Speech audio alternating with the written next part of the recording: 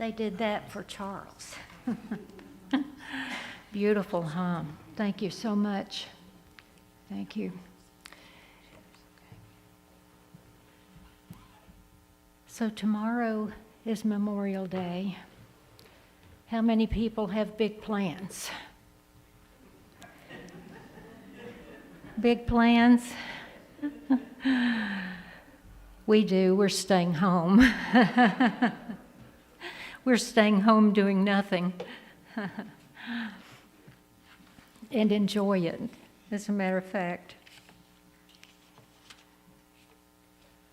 Ralph Waldo Emerson said, "The greatest gift is a portion of myself." So what legacy will you leave behind?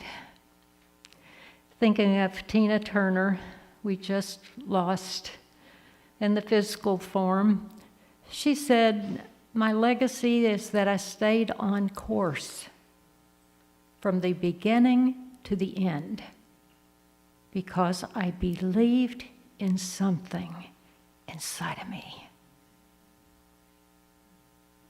Isn't that cool? That was something we were just looking for a few minutes ago with the meditation, when we were going within and looking for being the ray of the sun or of God. That's what we're looking for. It's what she knew she had inside of her. And she used it well, didn't she?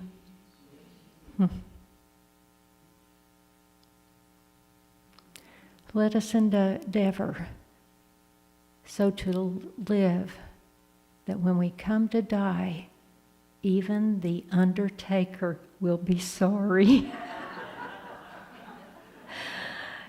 Isn't that cool? Mark Twain.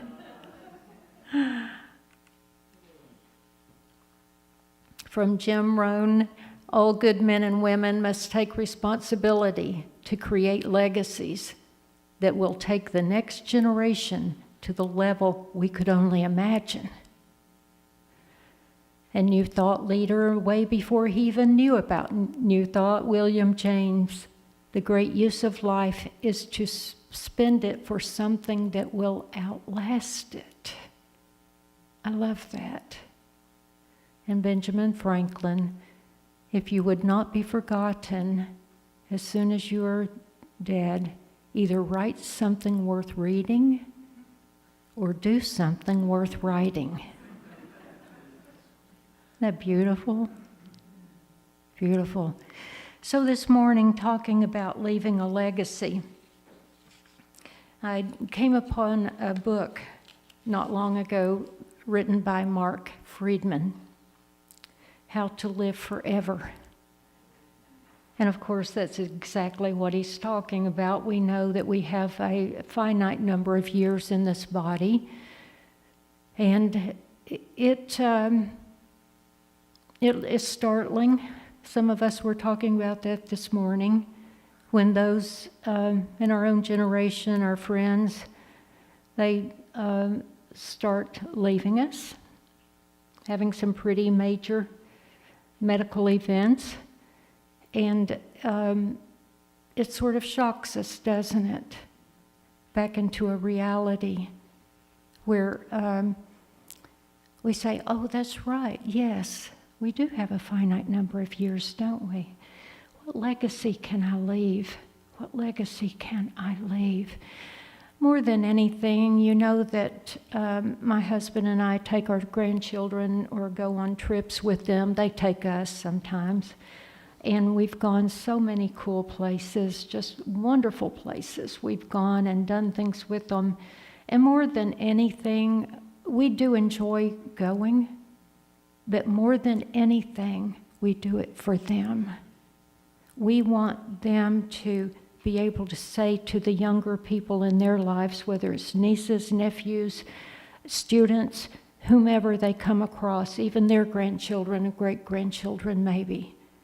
You know, I remember that cool time when my grandpa laid under the Blarney Stone and gave it a kiss. You know, something really weird or crazy like that, like Dan did, and he did. And Andy and Shelby laughed at him forever for doing that. They said, "No, I'm not doing something that stupid." But they'll remember it forever. And it's really why we do things with them. We still have memories of when Andy was just barely, I don't know, maybe he was 4 years old, and Dan took us all out on a boat out to, what's the big island? Cat Island? Cat Island. We brought a big bucket of fried chicken.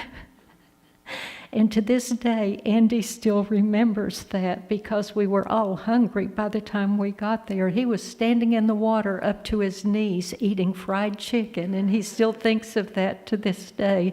And he's 20, by the way, this little guy that they grow up in front of your eyes. So what legacy could we leave? In this book that I mentioned, Mark Friedman, How to Live Forever, he said that he had a pretty nondescript younger years in school, and he was certainly not an academic, but he somehow made his way to college, and he found himself somehow, he said it was a miracle that he even found that in his sophomore year between terms, and he was he was not complete with any assignments in 9 of his classes. 9 out of 12. He said he thinks really, that he'd racked up those points as impressive. Even to him today, he's impressed with that number. He thinks that was really good that he did something like that. He said it turned out, though, there was a silver lining in that. Although he was desperate and recognized that he would never get this opportunity again, he knew that he had to create some miracles here. So he wanted time to finish those assignments that he was late in those 9 classes. And the school, in its wisdom, required only 3 steps to get an incomplete approved. The first was asking for one. The second was getting the professor to say yes.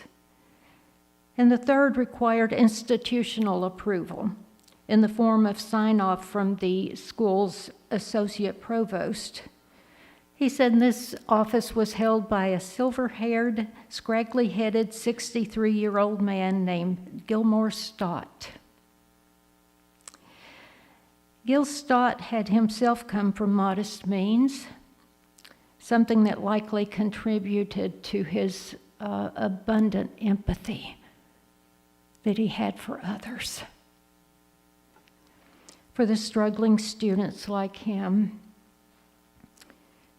Gil had been a kid from Indiana. He'd gone to University of Cincinnati in the 1930s, excelling academically. He earned a Rhodes Scholarship. And then during World War II, he served as an intelligence officer to General George Patton. And he fought in the Battle of the Bulge, winning the Bronze Star. Quite impressive. And Mr. Friedman said this part is so hard for him to imagine because this gentle, kind, compassionate, soft-spoken man that he knew there at the school, he couldn't even imagine him serving in war just because of his compassion and empathy that he shared to all.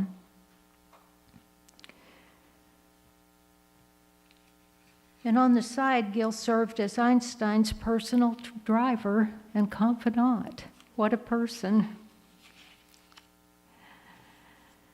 So the miracle of that was that after his 9 formal visits to the office to request incompletes, plus informal ones to request extensions of his incompletes. And he said sometimes it was just to see this gentle man, and to allow him to encourage me to know that I could and I would. So he said that Stott would invite him to his home, where his whole family stood by him, stood up for him, knew that he could do it, knew that he could finish school. So he just had a whole family that surrounded him at this time. His family didn't know how to give him support. They hadn't been to college. They didn't know what it took. But they certainly had high hopes for him and loved him. So he needed someone else that knew exactly what he was going through, and he could actually do this. And he did.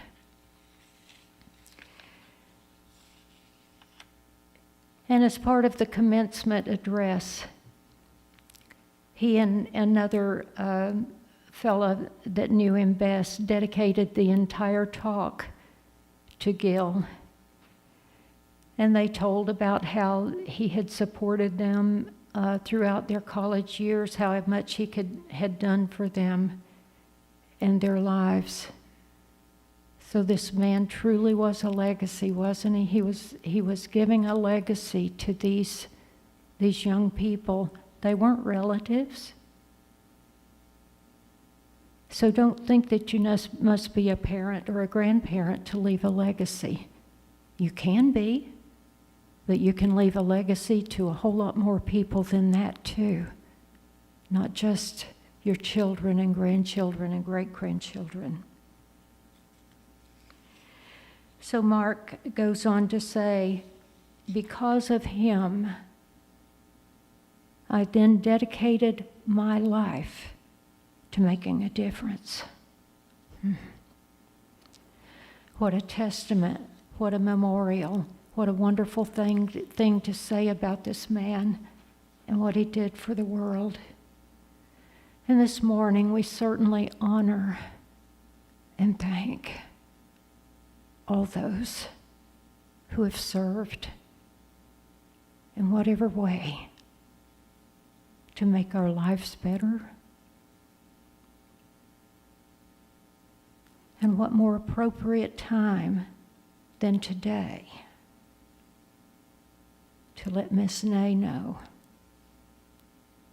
we see you, we see what you're doing, we care for you, we love you, and we're going to put something else behind that.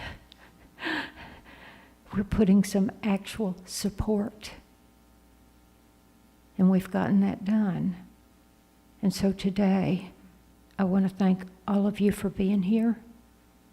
I want to thank everybody who was a part of getting assistance for Charles last Sunday. Every single person. Every single person that was here in the room praying and prayed afterward. We thank you. We thank you. And Charles, buddy, thank you for hanging in there. Dennis, when he leaves, is going to leave your guitar right here, locked up in my office. It's safe. Then some of your other buddies, some of the other musicians, Tony's back, Sherry and Shelby are here. Rick is going to perform on Sunday. Bob is going to. Joan probably will one Sunday. She's not here today to ask, but they're all chipping in. Your friends and family, we're right here with you and can't wait for you to get back and be with us again, healthy and whole. You can do this. We say thank you, God, for this beautiful sanctuary. Thank you for everyone that comes. We're making a difference in the lives of each other. And then we're taking that light with us when we go back out into the world. So let your light shine. Thank you for your time.